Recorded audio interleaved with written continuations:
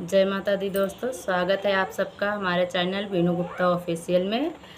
आज मैंने एक छोटी सी देवी गीत लिखा है, मैंने खुद ही लिखा है और मैं वही गाने जा रही हूँ। तो आप लोग सुनकर ज़रूर बताएं आप लोगों को कैसा लगा ये मेरा देवी गीत। जय माता दी। चलिए शुरू करते हैं। सातों बहिनी घूमई के हमरे गाँव में छोहरिया बन के आई हो गई। सातों बहिनी घूमई के हमरे गाँव में छोहरिया बन के आई हो गई। घूमत घुमाते माई मंदिरिया में गईली, मंदिरिया में गईली। उहाँ ठाड़ बटे मालिया छोकरवा गजरवा लैके आई हो गई। उहाँ ठाड़ बटे मालिया छोकरवा गजरवा लैके आई हो गई। गजरा पहिरी मैया मंदे मंद मुस्काली, गजरा पहिनी मैया मंदे मंद मुस्काली। हो की सुंदर लागली हो की सुंदर लागल ना। तोहरा गुथली गजरवा मलिया सुंदर लागल ना। तोहरा गुथलई गजरवा मलिया नीक लागल ना। सातों बहिनी घूमई के हमरे गाँव में छोहरिया बन के आई हो गई। सातों बहिनी घूमई के हमरे गाँव में छोहरिया बन के आई हो गई। घूमता घुमाती माई मंदिरिया में गईली, घूमत घुमाती माई मंदिरिया में गईली।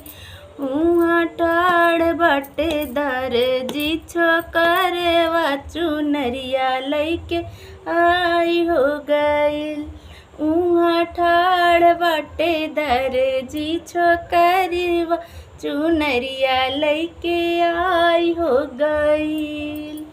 चुनरी पहिरी मैया मंदे मंद मुस्काली, चुनरी पहिरी मैया मंदे मंद मुस्काली। हो की नीक लागली हो दर्जी सियल तोहर चुनरिया हमका नीक लागली हो। दर्जी सियल तोहर चुनरिया हमका नीक लागली हो। कि सातों बहिनी घूमई के हमरे गाँव में छोहरिया बन के आई हो गई। कि सातों बहिनी घूमई के हमरे गाँव में छोहरिया बन के आई हो गई।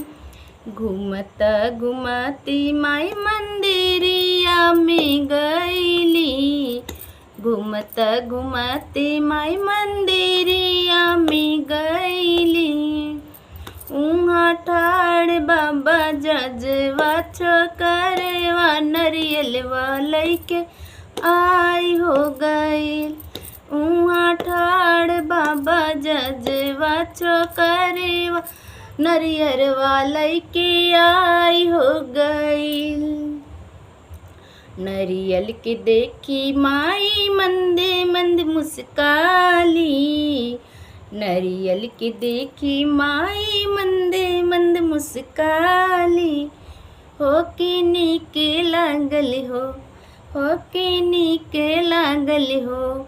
बाजज तोहरी नरियरवा हमका नीक लागल हो। कि सातों बहिनी घूमई के हमरा गाँव में छोहरिया बन के आई हो गई।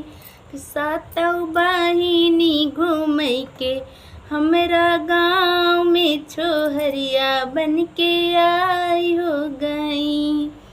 घूमता घुमाते माई मंदिरिया में गईली, घूमत घूमत माई मंदिरिया में गईली उहाँ ठाड़ बाटे हो कि उहाँ ठाड़ बाटे आहिरा छोकरवा दधियवा लैके आई हो गईल उहाँ ठाड़ बाटे आहिरा छोकरवा दधियवा लैके आई हो गईल।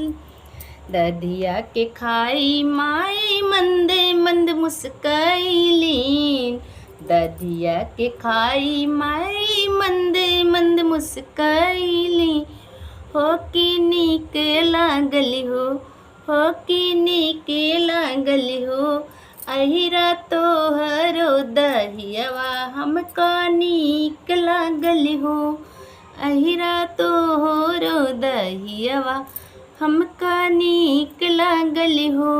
सातौ बहिनी घूमे के हमरा गाँव में छोहरिया बन के आई हो गई कि सातौ बहिनी घूमे के हमरा गाँव में छोहरिया बन के आई हो गई। घूमता घुमाते माई मंदिरिया में गई घूमता घुमाते माई मंदिरिया में गईली उहाँ ठाड़ पौली गौआ के लोगवा कि देखी मैया मगन भैली हो उहाँ ठाड़ पौली गौआ के लोगवा कि देखी मैया खुश भैली हो। जैसे जैसे हमारा के तू लोग जुड़वाइल ओ खुशी रहा हो हमरो जान धन भगतवा तू खुश रहा हो हमारा सारा सन सरवा तू खुश रहा हो।